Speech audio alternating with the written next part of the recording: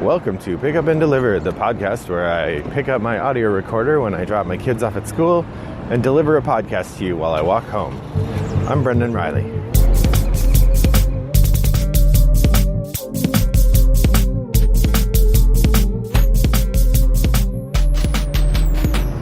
Well, good morning, podcast listeners. It is Friday, April 13th. I just spent 10 minutes explaining to my children the history of that date and why it's interesting.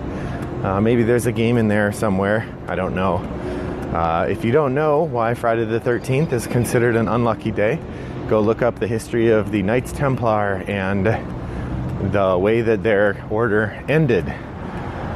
You'll find an interesting bit of history, I think. Well, I hope that you're having a lovely day, and I will attempt to make it a little more lovely. So today I am going to talk about something that's come up a little bit in conversations on Board Game Geek, but I want to start with a plug for the Secret Cabal podcast. If you are not a listener, I would highly recommend it. Secret Cabal, which has at one point won the Golden Geek Award for Best Podcast, is a group of fellas who get together on well, it's actually fellas and ladies now because they have, in one of their shows, there is a female contributor, but it's a group of folks who get together to talk about board games. They have been doing it for several years now, probably 5 or 6, and their podcast has a couple interesting features that work really well. One, it's a group of folks that are that know each other really well and have for a long time, so there's a lot of camaraderie there. I believe that they record mostly in the same room, which means that their give or take is pretty dynamic, although I suppose there are people who will Skype in or occasionally come in remotely. It's not clear, especially because one of the Kabbalists one of the founders moved to Guam, I believe, so he's been participating remotely. So the Secret Cabal is a fairly popular board game podcast, and I recommend it if you haven't checked it out. If you are a listener, I will talk a little bit at the end of the episode about where I'm going, but the long and short of it is, if you haven't gone over to their Kickstarter yet, they are doing a Kickstarter for the next year of funding to make this show happen. And I would say if you listen and you're gainfully employed and in a stable economic situation, you should consider tossing some money their way. I think a reasonable amount, or a reasonable minimum if you're a regular listener, is $12, because that's $1 a month. I went in at the $20 level, so I get like a bottle opener or something. I don't know if there's a way for me to tell them. Maybe I'll go in and change it to no reward $20. Well, I do want to. No, I remember it's a PDF, so that doesn't cost them anything to send me. So I will happily stay at that level. I also get to officially call myself a Kabbalist, which is kind of weird. Given the number of cabals and cultists in H.P. Lovecraft games, I don't know if I want to be one, but there it is. So that's my plug. They are not paying me anything, which would be ridiculous because you're 4 listeners out there. But anyway, in the conversation about the podcast and the funding of it, I was reminded of what I find to be one of the most interesting aspects of the digital landscape, and that is the way that media content is created now, and the way that funding it depends on contributors, but also allows for free riders. So I wanted to talk a bit today about the economy of free riders and what the idea of the free rider is in the sort of larger economic sense, and think about how something like a board game podcast can take those into account, can make room for them, but also can survive them. Again, I want to highlight, I am not casting any negative aspersions on people who don't donate because of their financial situation. If you're in a place where you aren't employed, or your finances are so tight you're watching every dollar, fine. I urge you to keep listening to Secret Cabal, spread the word, but don't donate any money. Any kind of hardship for you is not appropriate. But the board game hobby is a luxury hobby, and many people who participate in it, like myself, spend plenty of money on the hobby. And I suspect you can find $12 or $20 to put towards something that you listen to every week. So, okay, that's it for me. Again, okay, so free riders. The concept of free rider comes from the idea of a system that exists and individuals who can participate in the system without contributing to it and benefit from it even though they didn't contribute. I think economically the term is described to connect to people who get onto public transportation without paying. Either there are some train systems where you pay when the conductor comes by, so some people will try to ride the train without ever paying, or they'll try to figure out a way to hide from the conductor. Or the classic is if you think about Who Framed Roger Rabbit, they're the children who would sit on the bumper of the streetcar and ride it even though they hadn't paid. So I think that's the metaphor of the free rider. In the digital space, the free rider is the person who participates in or who takes a digital good and does not pay for it in the way that the creators have asked people to pay. Now, this is complicated somewhat by what we call the freemium model. Right? The digital space has started to accommodate the fact that the cost of reproduction of a digital thing is zero, right? Effectively. If you want to download my podcast and recommend it to a friend, it doesn't cost me any more for that friend to download it than it did for just you to download it, right? And if your friend wants to recommend it to someone else, it doesn't cost me any more either.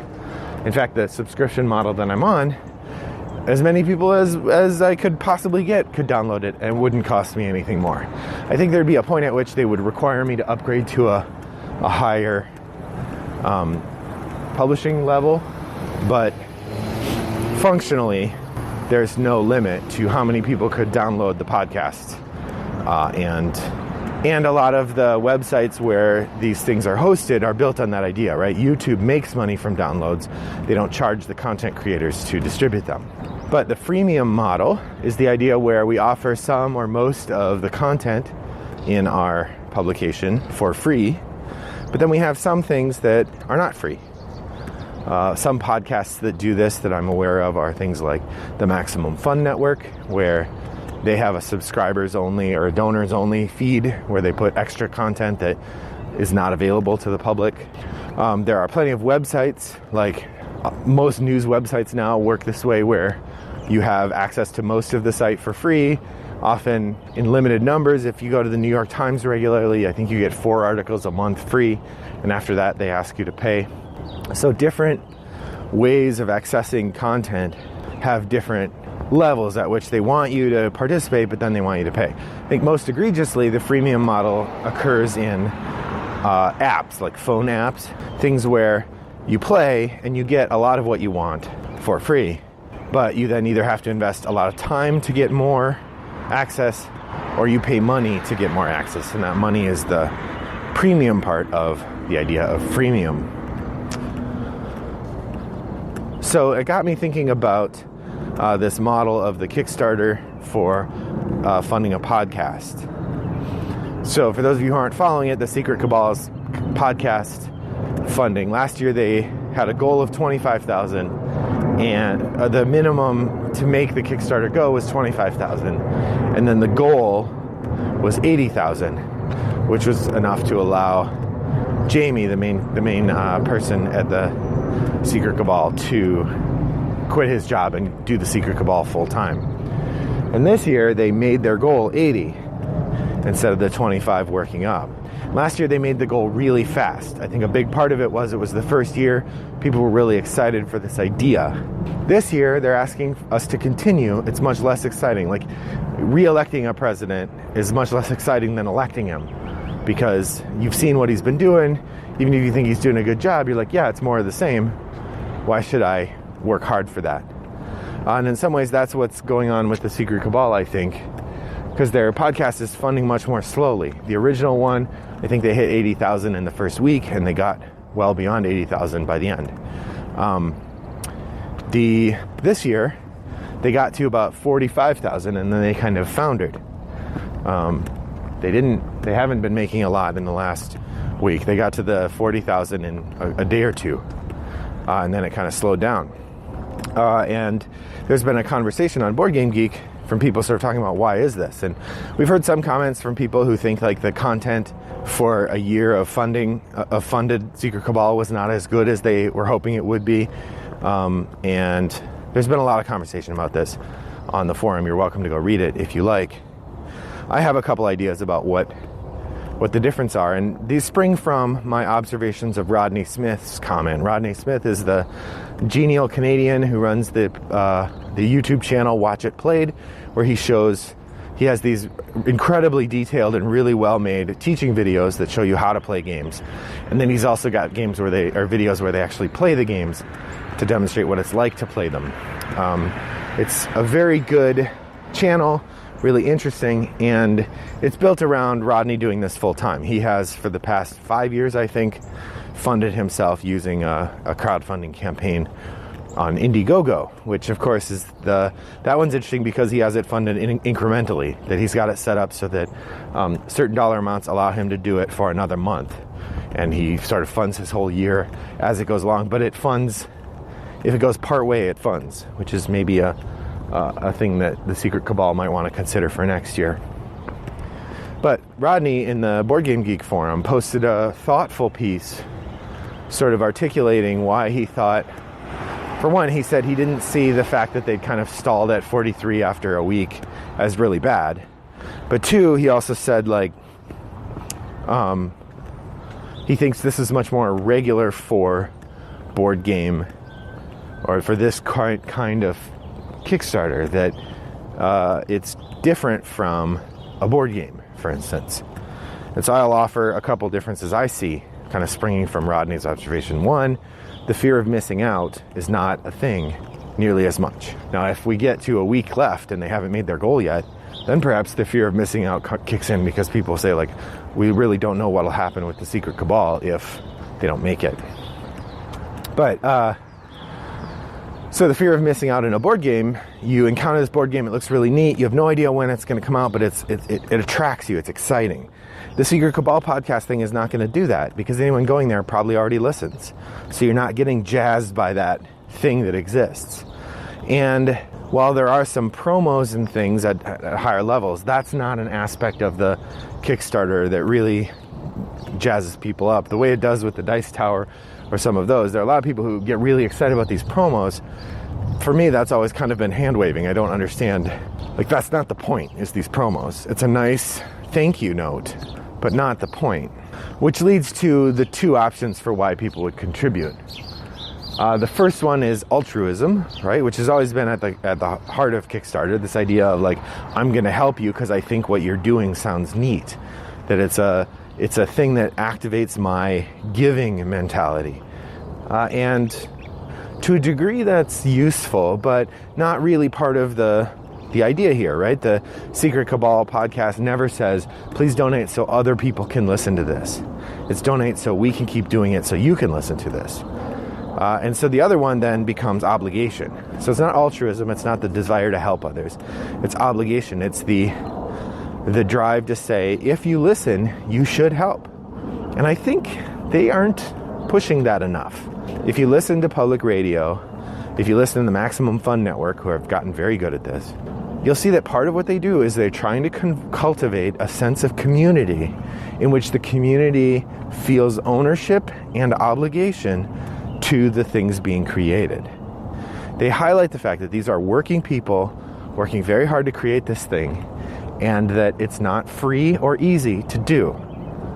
And then if you partake of it, you are sort of morally and ethically obligated to help it make it go. You know, we live in a world where there's a lot of free media, and board gamers, as much as I hate to say it, are sort of stereotyped as being particularly persnickety about spending money on some things. I mean, they'll drop $400 on Kingdom Death Monster or whatever the latest mini-laden Dice Fest is, but getting them to recognize or help pay for something that they already get for free is a different kettle of fish. And that's true for everybody. But it's long been part of the podcasting truism that a huge percent of the audience doesn't contribute. And to a degree, that's fine. It's offered for free. I have several podcasts that I listen to that I don't contribute to. And if they said tomorrow, hey, everybody who listens, we really need you to contribute or we're turning off our lights, I would have to really think carefully about whether it's worth it to me to contribute as opposed to being a listener on the free side. But I'm aware of that space for myself. I feel like a lot of people in the board game field don't yet have that idea of community mindedness that I would like to see develop in our community as we get more and more of these creators who are really trying to balance the question of how worth it is it to me to make this thing.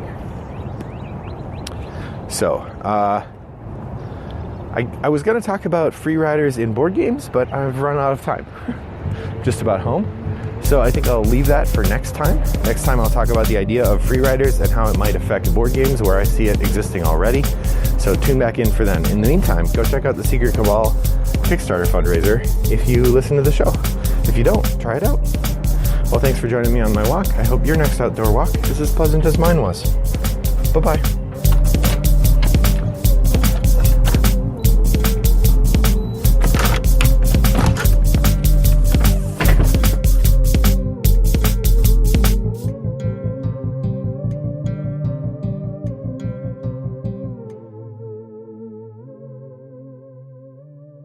Brought to you by Rattlebox Games.